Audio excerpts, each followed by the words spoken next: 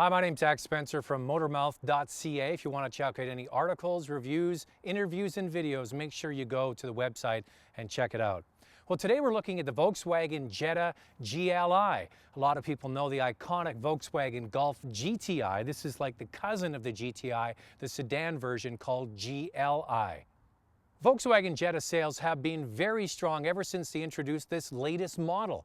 Sales up over 170%. That's mostly because they made the car bigger. It is the largest vehicle in the compact class, and it is a lot cheaper, starting at under $16,000 for a 2-liter base motor. Then you go up to a 2.5-liter motor, then you get into the TDI clean diesel, and finally we have the top of the range, the GLI, with a turbocharged 2-liter motor. The Jetta body is already a very clean design, and the updates to this GLI on the outside are tasteful. They include a unique front grille, bigger front spoiler and rear valance, smoke taillights, bigger brakes, a lower stance, and 17 or 18-inch wheels. Underneath, the car is totally reworked with a fully independent suspension with stiffer springs, thicker control arms, and 15mm lower ride height.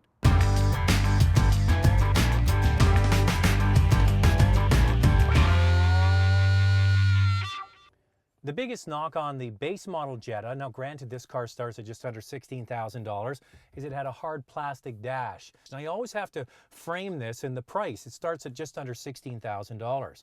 So when Volkswagen brings out a car like this, the GLI, at just under $28,000, you have to update the interior. The Jetta sold in Europe does come standard with a soft touch dash, so they brought that dash to North America, and that's only available in the GLI. We're hoping that as time goes along, they'll migrate this good-looking dash down into the cheaper cars. Also with the GLI, you get sport seats that come with a two-tone fake suede called Alcantara and vinyl, which are very nicely finished. It's only in Canada, not the United States, only in Canada you can get the leather seats that we have in this car here for just over $2,000. The other thing, you get red stitching on the sports seats that give it a nice accent. Also red stitching on the good-looking GLI steering wheel and also on the shifter here in the center console. It's a nice looking package. Volkswagen has always made very clean, elegant looking designs. This one is no different. It comes with automatic climate control on the GLI trim and the optional Fender stereo. If you're a person that likes higher end audio, do yourself a favor and spend the $1,400 for the navigation and the stereo, because the Fender unit is crisp, it's clear, it's not over boosted and modulated like you get with some stereos like Bose, for example. So if you like music, spend the extra money and get the Fender system.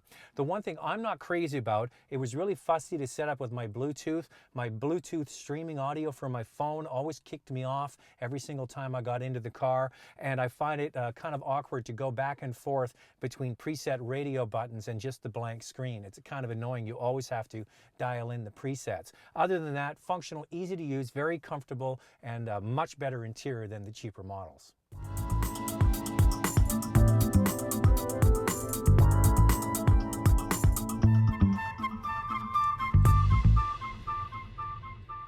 Now this GLI, just like the GTI, comes with a 2-liter turbocharged engine with 200 horsepower. It's used extensively across the Volkswagen range, and Volkswagen calls it their premium engine. Now that's matched to either a 6-speed manual or optional and more expensive dual clutch DSG transmission equipped in this car.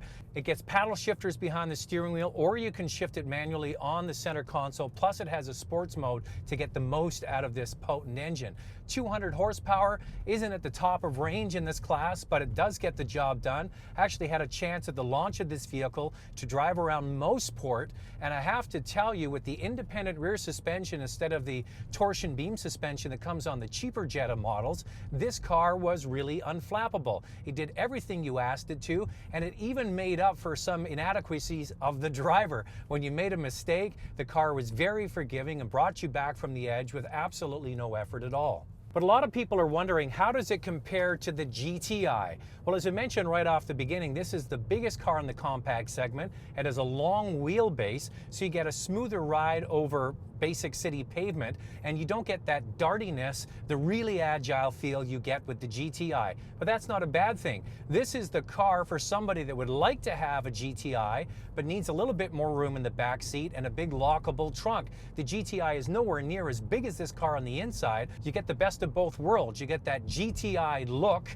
and you get the same engine and suspension, Bigger brakes as well, but you get a bigger package to make it a livable car every day.